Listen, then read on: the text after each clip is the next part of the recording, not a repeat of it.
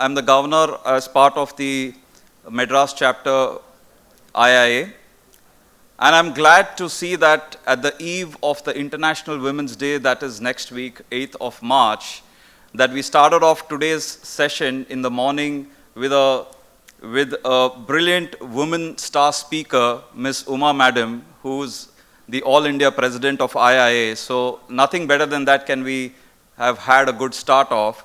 And I'm also more gladder now that we are starting track A, again with a very, very powerful woman speaker and a star personality who's going to be talking to us on a very, very relevant topic, ladies and gentlemen.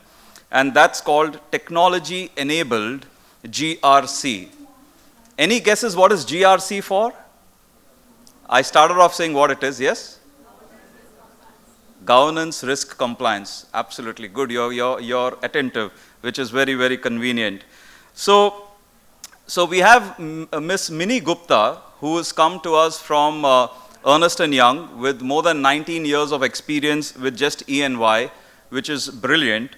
We have her who's into consultancy into specific specialist domains, which is basically governance, risk, and compliance, for domains like cyber security and data privacy. Now, she holds a degree in MBA and also a Bachelor of Computer Engineering, and also multiple relevant certification friends, which includes RSA, Archer certification, Certified Information Security Manager, and is also BS and ISO lead auditor. Now, for many of us, when we ask this question, what really motivates you? So some people will say work-life balance motivates me. Some may say, Ashish, money is what matters to me. Some may say position and title is what matters to them. But it's very interesting, but what motivates to Mini is very, very interesting. So Mini, who leads the GRC automation, cyber and privacy transformation for India and Middle East, basically likes in dealing with problems, statements of her clients across sectors. And her ability to solve them is what actually motivates her. And that's the driving force behind how she adds value to every assignment that she is part of. So ladies and gentlemen, there's a difference between equality and equity. Are you with me? There's a difference between equality and equity. So like they say, if I was to say a small example, giving everybody a shoe is equality, right? But giving everybody a shoe which fits their size is equity. Now that's a very subtle difference, and that's where Mini comes in, and with that very true spirit of actually solving the problems based on needs of people, which is an excellent theme of embracing equity, which is also the 2023 theme of the International Women's Day. I'm very glad, ladies and gentlemen, to please put your hands together to welcome Mini Gupta. Thank you, ma'am. So good morning, everyone. We've had a power-packed inaugural session, and we continue with the theme of reinventing in digital, internal audit through digital means. And here I am going to talk to you about tech enablement in GRC. Now, how many of you have seen any kind of automation when it comes to activities around governance or risk management, compliance management? Any show of hands? Anyone who's had some exposure to automation? Great. So ma'am, what have you looked at? What have you seen in the space of automation when it comes to GRC?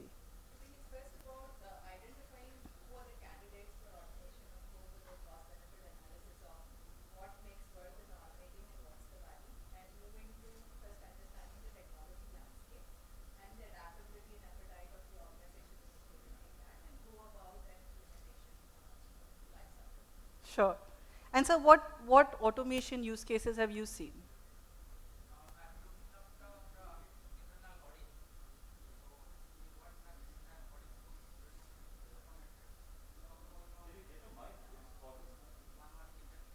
Right.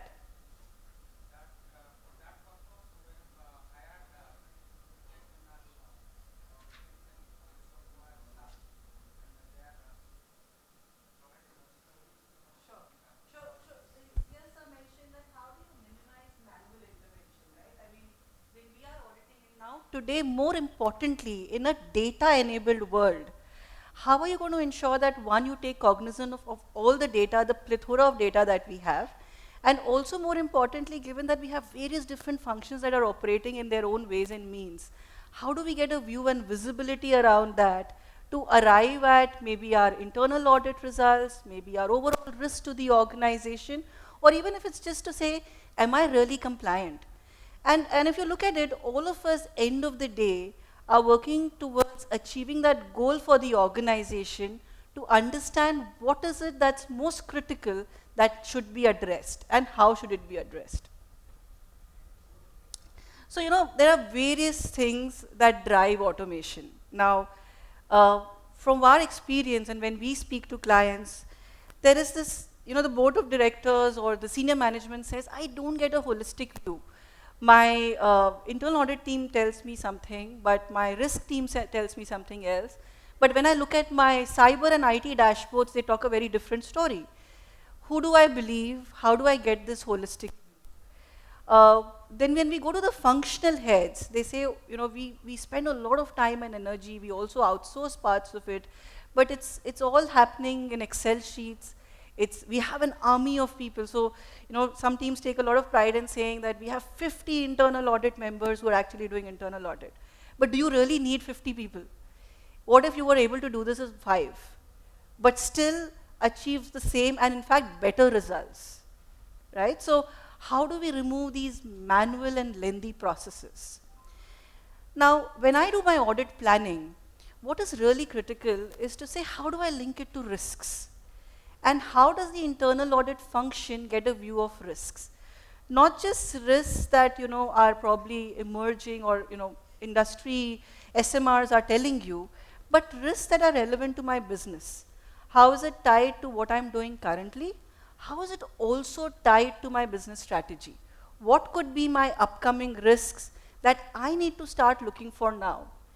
And if you see, increasingly, it's not about what has gone wrong, but audits also give insights into what can go wrong and some early indicators.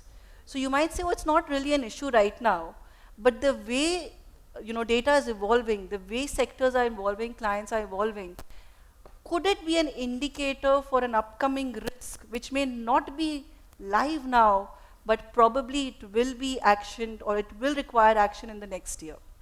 So it's also about saying, how do we have this whole risk view in my audit planning? Now, we've done the audits, we've done ERMs, we have the top-down, bottom-up approach, all of it.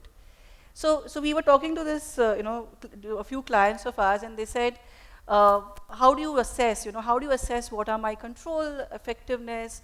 How do you ensure that your risks are managed? So again, they took a lot of pride in saying, we do these assessments on a monthly basis, we do these assessments on a quarterly basis, and we come up with like thousands of issues that we report. So then we asked them, okay, how many have you closed, right? What's your percentage closure? So they very sheepishly said, you know what, we have like 10,277 issues which are still open, and out of them, frankly, there are 3,000 plus which are high and critical, which are still open. They've crossed their SLAs, aging beyond 160 days. Now, that is not the situation that you would want.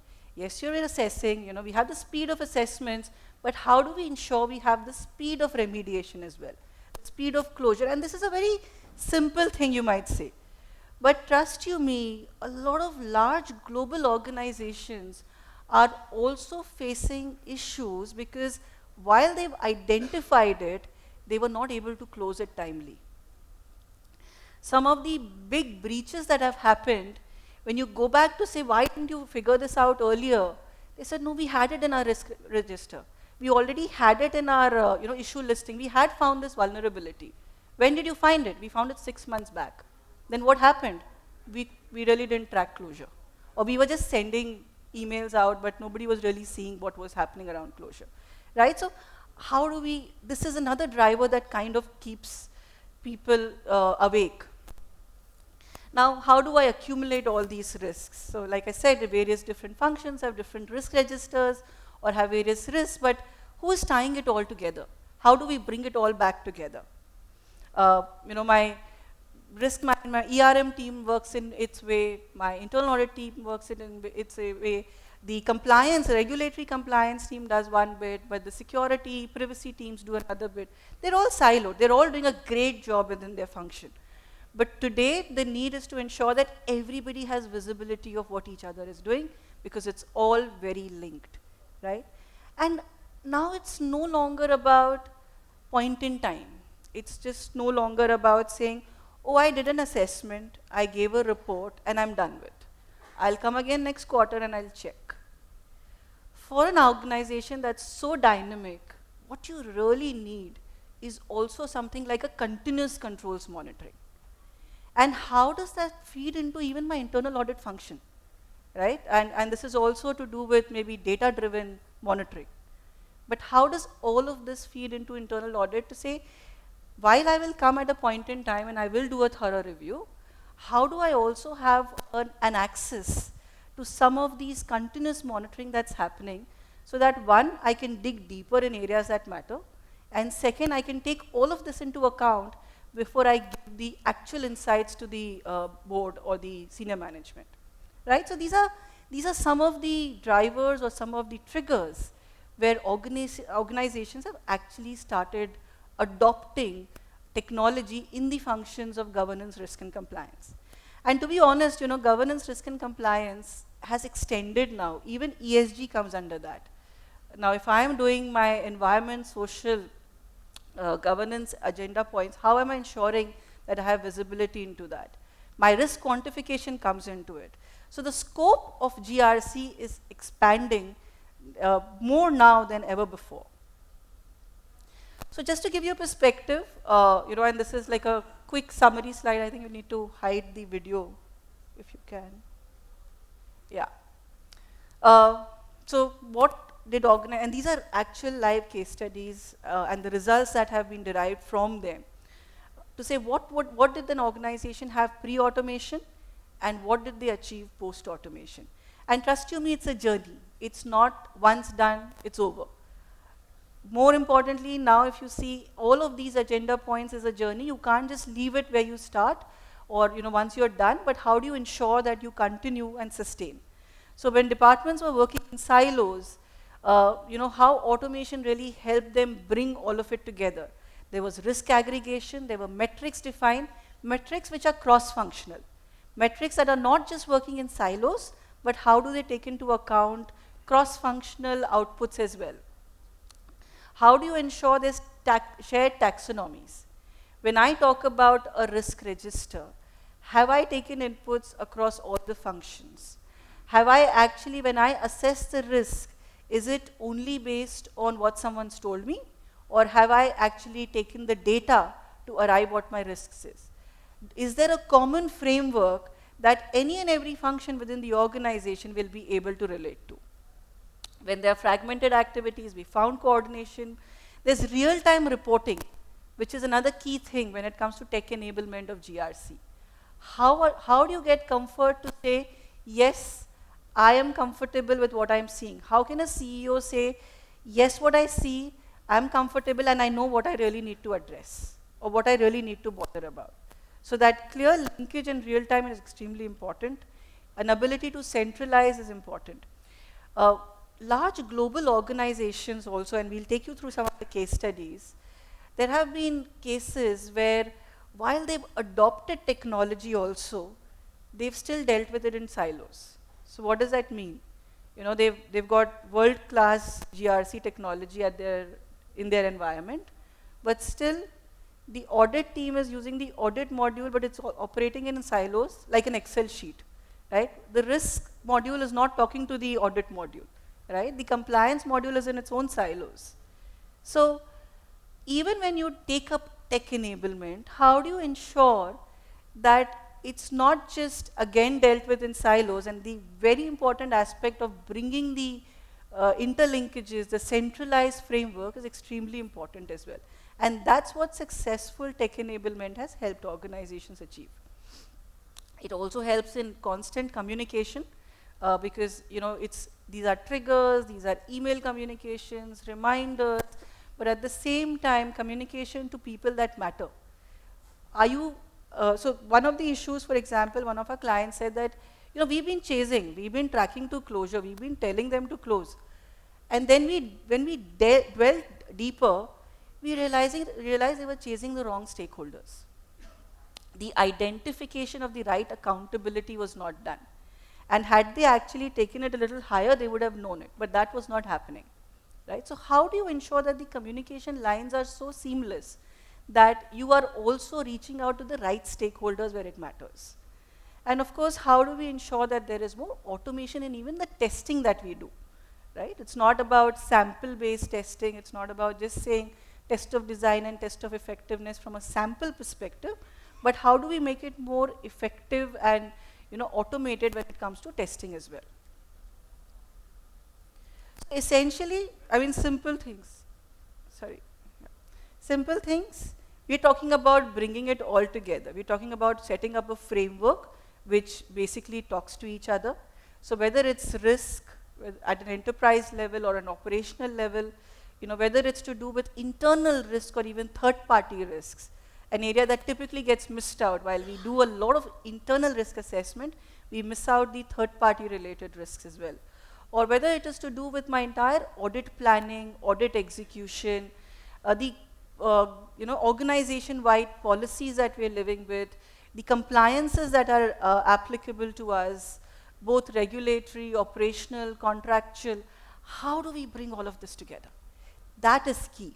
And again, when we are bringing this together, it's not about just bringing it together in isolation. It's also ability to talk to my various systems where data resides while I'm bringing this all together. That is critical from an integrated GRC architecture. So what people usually miss out, they say, okay, let's go and implement a GRC solution, or let's just tech enable our GRC processes. GRC tech enablement is not an IT implementation project. It is a GRC transformation project. And I can give you many examples where these implementations have failed because organizations said, okay, fine, let's pick a good tool, let's pick a IT partner, and let's get it implemented. It fails. We've actually done re-implementations in many such organizations where it's failed because they treated it as a IT project. It's a transformation project and our opportunity to actually relook at our framework and our processes as well. That will really guarantee success of tech enabling a GRC function. So that is when you will derive the benefits of higher optimization, reduce costs as well. Another myth is to say, okay, if I tech enable things, will it be too much of a cost? Will I get the ROIs? We can give you examples where with correct tech enablement, which is why I'm saying it's a transformative journey, by approaching it in the right way, they were actually able to bring in more efficiencies, they were able to highlight a lot more relevant risks, and in fact the cost of compliance was actually controlled. There were penalties that organizations were facing, or there were actually a lot that they were investing in, probably aspects around insurance, etc., that they could curtail by just having the right framework and doing the right tech enablement, right? So it's, the ROI is absolutely there if we ensure we approach it in the right way. Of course, it gives you a lot of transparency, it gives you the ability to know what's happening right then, and of course, informed risk decisions as well. Any questions so far? We'll get into a few case studies, but any questions so far?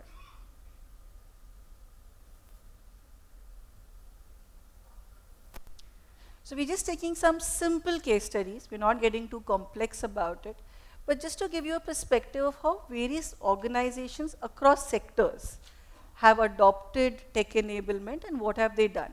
Now what we have here are some examples, maybe some pointers, but we'll talk a lot more of what is happening. Now this is a global ITS organization with more than 17 countries of operations. And they had various problem statements. One, they operated in silos, they had different policies being maintained by different functions. There were In fact, the same policy was being, the same procedures were being executed in different ways through different functions. And they were also, since they were operating in 17 plus countries, there were various regulations that were applicable to them, including privacy regulations as well. Now, their problem statements have been manifold, and this is an organization that has truly embraced tech enablement and has grown it in ways and means. So much so that how do I ensure business resilience is also taken care of? They had a large BCM program, but they were not really aware of what are all my availability risks when it comes to 17 plus countries of operations.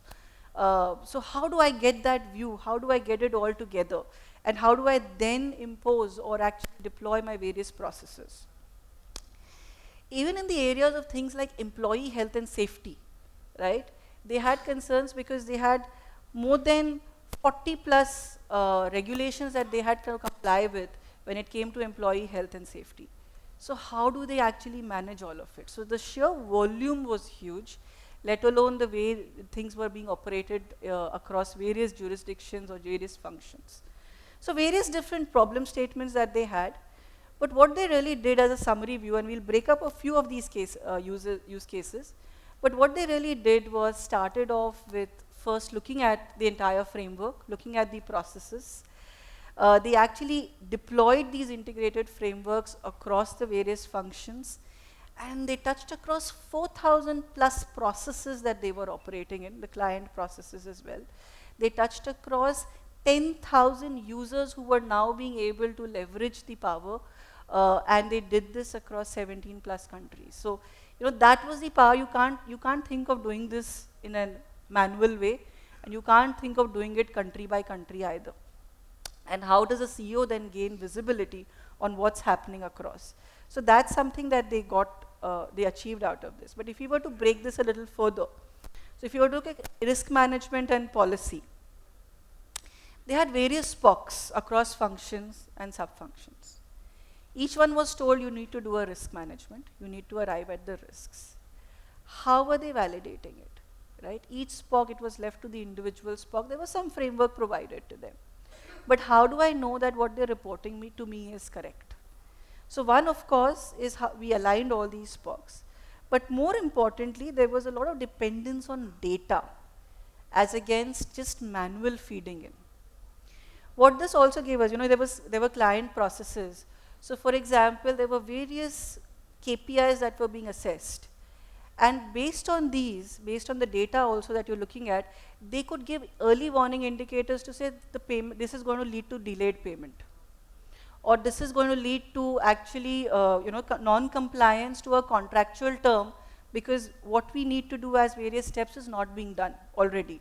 So before it even becomes a non-compliant term, they were able to highlight the indicators because they were now looking at all the data points across these 4,000 plus processes, right? So that, and truly they were able to give what are my risks?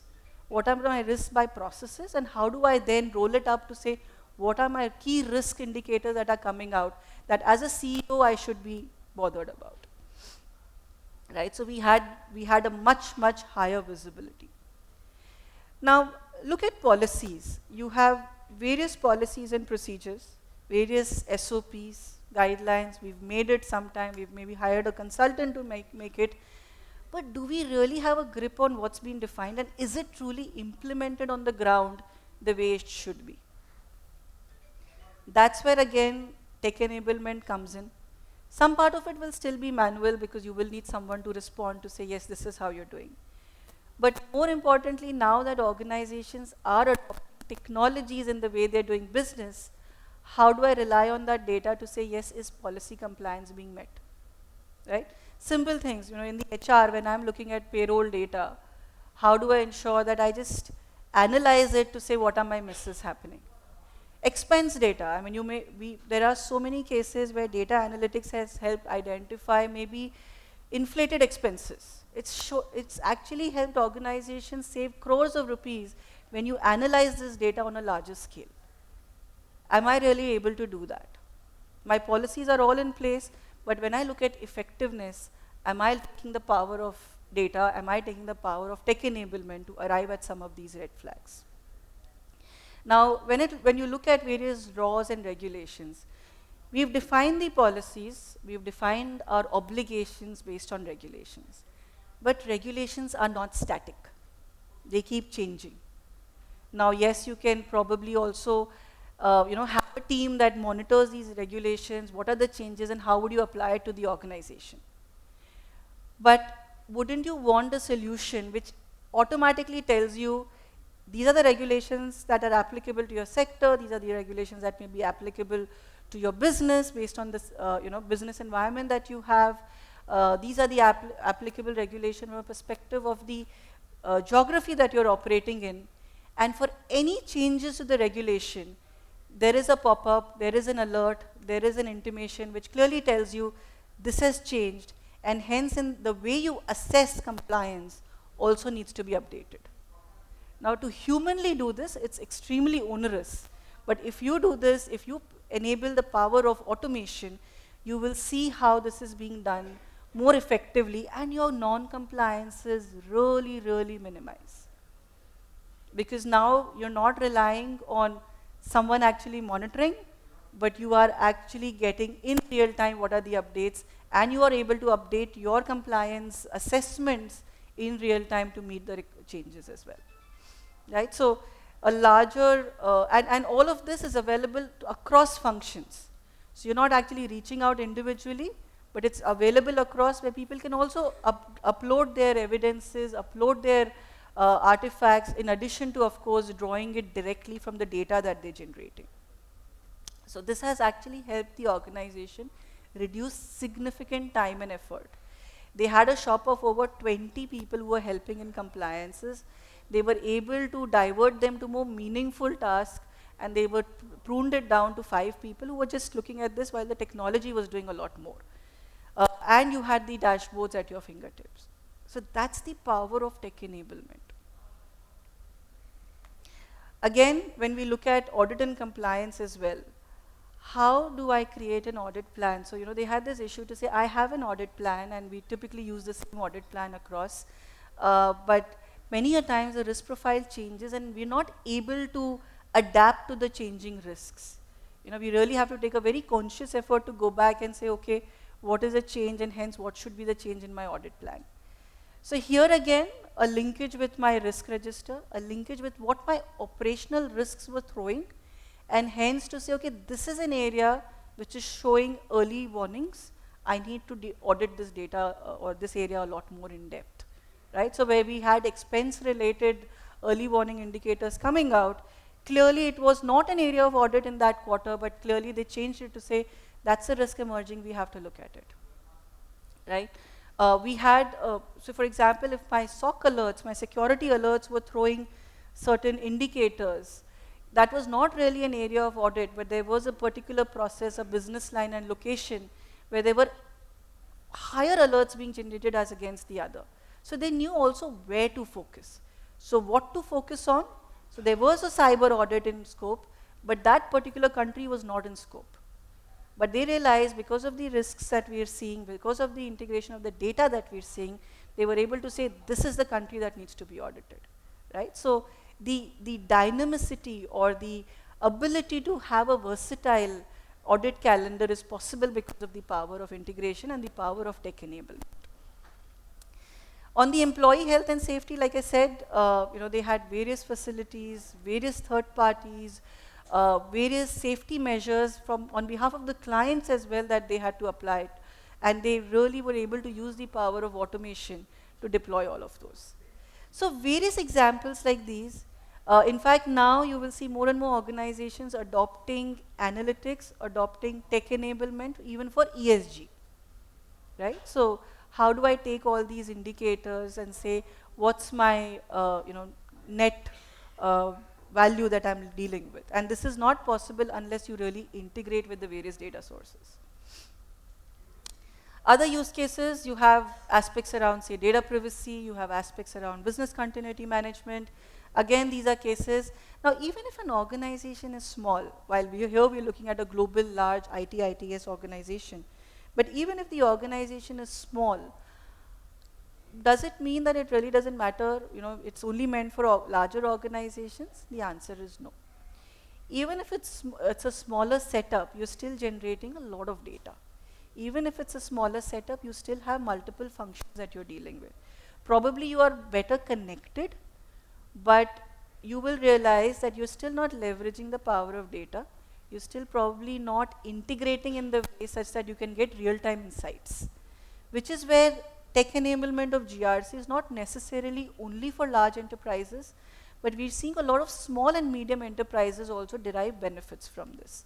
When it comes to compliance-related aspects, privacy-related aspects, one way of it you could do is, I go around asking what is the critical data I have. But imagine the power that you will have if you can just discover all of this. You don't really need to rely on somebody telling you what is my critical data, but you can actually discover and say, this is my critical data, this is the sensitive data, and this is where it lies. And hence, these are the processes in which it is being dealt with. And hence, you need to apply the required controls there. That's really the power of tech enablement. And in fact, more importantly now, you'll see with the whole chat GPTs of the world and the OpenAI, the GRC solutions or even the tech enablement is now being integrated with OpenAI solutions to say how can you faster and better extract the data and analyze the data. This is another leading government audit agency in the Middle East region. Now, they had various departments, and they really had to audit across all of those, and they 12 plus departments that they were dealing with. But not just that, it's a government agency that was also dealing with auditing the various companies within the country, right, based on the standards that they had. So it's not just for the internal consumption, but they also deploy tech enablement for across the various organizations that they were auditing to reach out to the various organizations in a standard and consistent manner, to be able to then do a comparison between the various organizations and the benefits that they could then provide to organizations based on which company is doing better as compared to the other, and on a period by period basis as well. And this was again combined with their risks pertinent to the organizations in that country across the various sectors. So again, this is where they were able to devise an established common taxonomy, not just within the organization, but across the entities or across the organizations in the country as well. So this was a much larger program that they ran using tech-enabled GRC, not just for within, but across. So industry bodies, we're talking about, say, self-regulations. There is also a case to say, how do we use tech enablement as a sector level? How do we use tech enablement at a much larger scale than just an organization? Now you see these various diagrams that you have on the right-hand side, which has been there across the previous also. This is really saying how all this comes together inherently. When you use tech enablement, you don't really have to link it, but some of these are integral part of the solutions that you can adopt. And there are many such solutions now available in the market. Now this is a beverage client. So like I told you, it's not just a tech company or a financial services company or a telecom company, but this is a beverage client which is based out of UK, which had the various issues. And you'll be surprised, this is a company that realized that the risk, audit and compliance were just not talking. More than that, there were obviously those issues where everybody wants to be their fiefdom. The ego is higher than anything else, and they don't want to reach out to the other teams, right? So this was a great opportunity, and this was actually identified by the COO to say, I need them to talk to each other. They had a very good GRC solution deployed, but this was one company which was using it in silos. They ran a program which was led by the senior management to say, how do we integrate it? So while the three functions may still not be talking to each other as individuals, their processes are already talking, right? The output from one, so the risks are flowing into the audit plan. My controls assessments results are actually flowing up into the auditor's dashboard. It is flowing into my risk management, and it is all combined and integrated. So these are the various powers that you can achieve through tech enablement. Now, we've not gone into the details of what the architecture could be, how would the data flow in, the data analytics rules that you can define. But trust you me, there's enough and more plethora of rule sets that are already defined, indicators that are already identified by every function that you can leverage. So whether it's finance, whether it's procurement, whether it's HR, whether it's IT, whether it's security, whether it's your normal business processes based on the sector that you're operating in, there are these KPIs defined using which we can set up the whole technology layer and analyze them to achieve the power of tech enablement. This is another, again, leading consulting firm. Now, here what they did was very interesting. Again, working across more than 22 countries. They actually defined a unified compliance and unified privacy framework. Now, you'd say privacy is a very local, geographical requirement, or even compliance in some cases. What they did was, however, they still formed the unified, and they realized that around 70 to 80% you can still achieve in a standardized common manner. So if you take example of privacy regulations, these days more or less they're trying to mimic each other. So around 70% are similar. And if I were to deploy that, if I were to make the unified and assess them once and then say, okay, I'm compliant to GDPR, I'm compliant to CCP, I'm compliant to XYZ. See, as an offshore center here in India, catering to various country clients and various data elements that I'm dealing with, you make it much more efficient and effective. I'm not assessing this development center once for the US regulation, then second for the UK regulation or the European regulation, then for the Southeast Asia regulation. I've got a common set, and then I only assess them on the delta. So they actually could achieve that and very successfully deploy that using the technology layer. And now that is again being assessed using data wherever possible, and of course wherever there is more than data, there is someone who's responding to it. So broadly, these are the various use cases, whether it's internal or external, whether it's audit or compliance or risk related, and whatever you think of it, it's all available now. It's really about how do you first have that integrated framework, have those processes, and then leverage this transformative journey, right? So what can organizations really do? You need to perform an analysis of what your frameworks and processes are. What are your existing automation capabilities? What are your existing source systems where data exists? Not every organization may have automation in their processes, which is fine, right? It could be manual artifacts as well. But what is all of this, and how do we bring it all together? What is my strategy going forward from a business perspective, and accordingly, what should my roadmap for GRC be? Which is why we again and again say it's not an IT project, it's a transformation, it's a business project. It's every functional guy who needs to take responsibility of GRC. Then of course you can identify the right fit solutions or the technology layers. Here again, it might not be one size fits all. And it might not be just one layer of technology. It's really about a solutioning to say, how do I achieve it for my organization, basis my processes, the framework, and my data sources. And then you can, of course, deploy the solution. But more importantly, again, is your change management. Every GRC engagement could fail if you're not getting the users come along. So the adoption, the training, the change management is extremely important when it comes to any such tech enablement projects. So we ensure that the users are actually a part of the journey, right from design to actual deployment and adoption. And then, of course, what's also important is how do I keep these processes updated? How do I ensure that what I have today is relevant as well going further? I may have new data sources coming in. I may have new indicators coming in. How do I ensure that that's also updated as you achieve this tech enablement? So that's really what we had for you here, open for questions. Yes.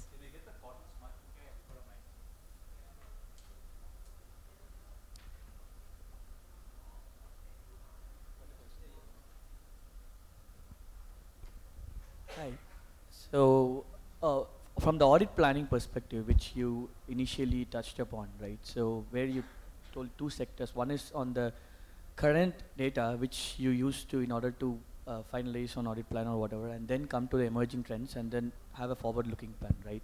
So how do we finally finalize on these indicators? Because what we understand is, we know, yeah, indicators are important and it helps the audit plan, but finalizing a handful of indicators which are most important to influence an audit, and at the same time have an underlying data for the emerging trends, is where the kind of complexity is involved, because we don't know where to identify these indicators from an emerging trend perspective, because the underlying data, either the business has to give to us, or if we find out the data sources, there is reasonable doubt on how genuine are those indicators from that perspective. Right, and you're very right, and that's where if you have to do it today, if you're going to rely on business to say, okay, give me data for this, you are not sure of what you're getting. Which is why this tech enablement to say how can you seamlessly integrate it itself so that you're not going to rely on business tomorrow. You will know right there. So if your KPI is around procurement related, say with respect to vendors, if your KPI is with respect to any preferred vendors as against, so various KPIs based on which the data is already coming in and you're not going to rely on them. If you are, however, going to now decide to say, okay, I have KPIs, but I will source in data when required, that's when the issue comes in. Which is why we're saying tech enable it now, set this layer now. And these are business metrics. Some of them are business metrics which even will help the functional teams. It's not just the internal audit or the third line, but it will help. So what we're essentially saying is how do we identify these metrics? Now, like you said, emerging threats or emerging trends, what you have for today may be different for tomorrow. So it needs to be kept updated. But if you have your sources already integrated, it's really about then saying, okay, I need to now analyze these additional data sets and accordingly arrive at this metric. But if you do it in silos, if you do it at a point in time, that's where it fails. Which is why if you integrate it, bring the data in advance, not rely on what the functional teams is giving you, but you have an ability to integrate, then you will be able to analyze without depending and without being unsure of what you're analyzing. So it is a journey. For emerging trends, of course, you may need to tweak it. You may need to analyze more. So that's where you need to keep your rules updated from an emerging trends. But have this we need established. to bring the business partners on board. Sorry? We need to bring the business partners on board to this one solution where they can also kind of upload the data and things like that. So which is where the negotiation. Yes, it's not easy if they have to upload. Wherever you can integrate, they have to do nothing. It's seamlessly flowing. Wherever they have to upload, you make it a bit simple for them. So what we've done is, we've had predefined templates already. We've also told them step by step, so dummify it for them. To say, this is from where you will pick data, this is what you will enter here, right? So once it is dummified, once they don't have to apply what needs to be done, there is little scope of manipulation, and it is easy for them also and not onerous, so it becomes a normal job.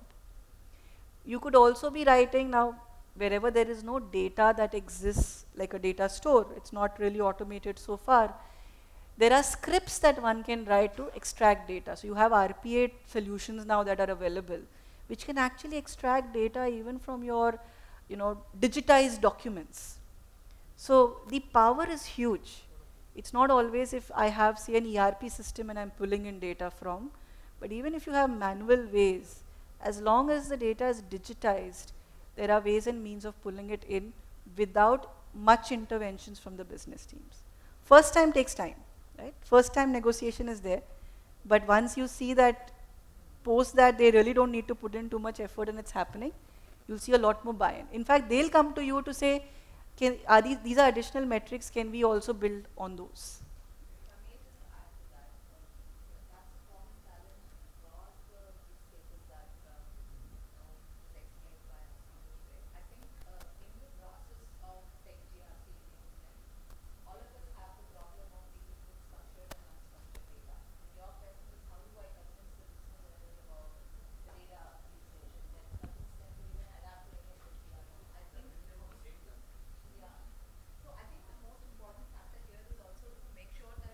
we all understand the value of dollar benefit that we bring in, right? So she mentioned that it's also about bringing them to the mindset of it's not a one-time exercise, but it's an ongoing exercise. She spoke about examples of data lake or library. I think it's about going through a data cleansing process, right? So that's, if your data is not right, every analysis and BOIs that you put in is not going to be reflective of the real situation. So and then there are plethora of GRC platforms that are available today. You talk about ServiceNow or Fusion or whatever. I think there is this standard 4 question that we ask, right? It's about, of course, as I mentioned, it's the user dollar value. It's about even the operability and integration and user interface. I think those are the key factors that actually leads to the decision, in my mind. We have one last question. Yeah, if I can just add to that point, I think one of the important things for us to understand, and probably Mini can add to this, is there is not a big bang approach, right? You don't really have to solve everything at one time.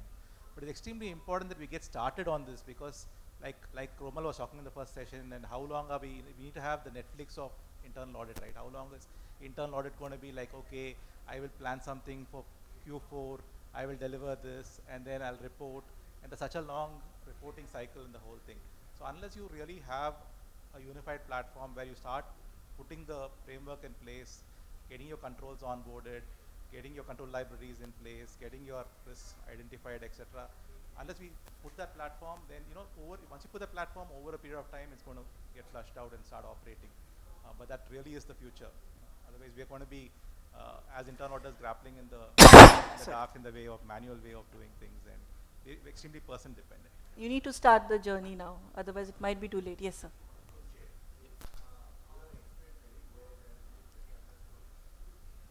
Point is, what I understand in total context, if I split the issue into 2 parts, one is the internal and another is the external environment, risk environment.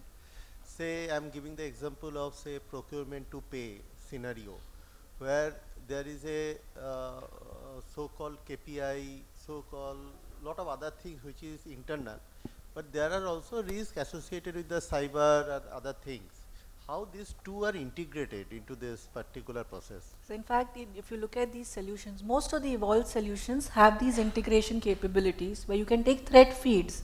Clients actually take threat feeds from external sources. So what you talked about could be bit side report for a vendor, right? So you have that integration capability where the output of a bit side flows into a GRC solution. So, and it's tagged to that particular, say, third party, which comes into play when you do a diligence on the vendor or at the time of onboarding, which also comes into play when you're actually dealing with the vendor, right? So today my bit side report may say good, but tomorrow it might be say something different, right? So how do you ensure that that is available to you in real time is also something that is a power of these solutions. Thank you. Sorry.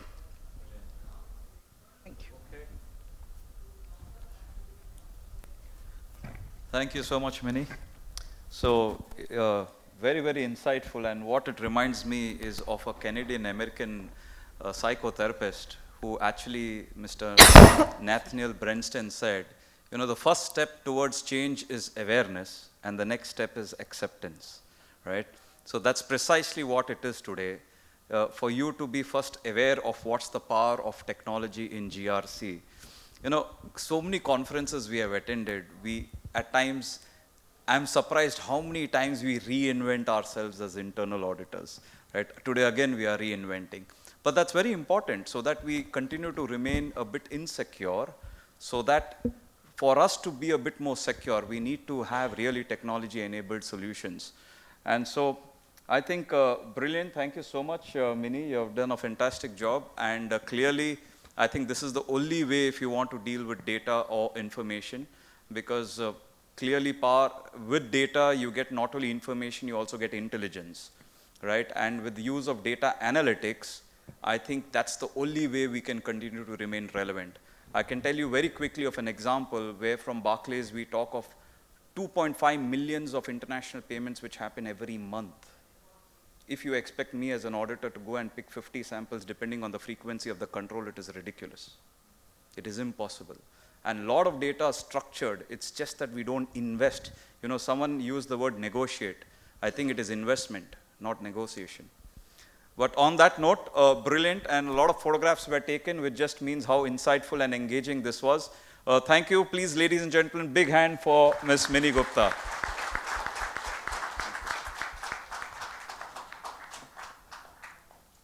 Can I request Mr. Krishna to please hand over a memento? Thank you.